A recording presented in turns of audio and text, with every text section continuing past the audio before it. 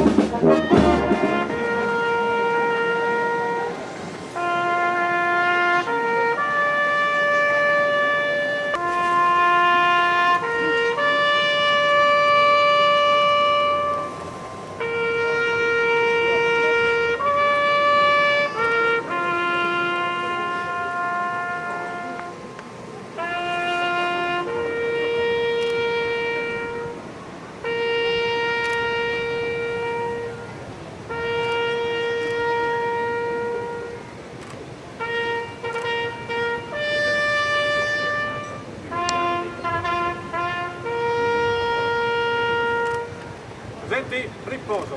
La parola signor Sindaco, Giovanni Azzolini. Grazie.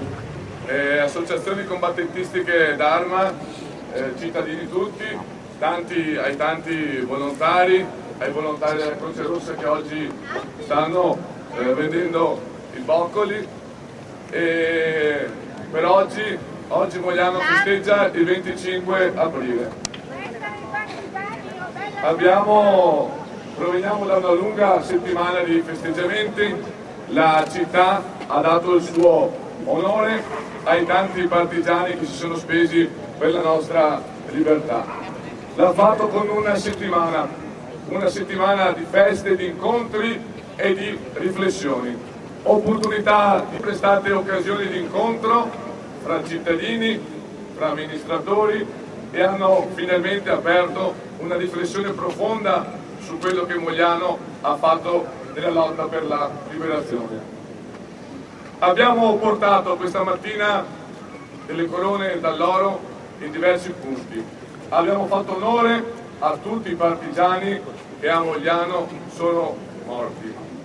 A cominciare da Ferretto, a Ragusa, abbiamo compiuto un giro che da stamattina presto ha visto tutte le associazioni combattentistiche, l'ANPI, tutti insieme uniti per rendere onore ai caduti.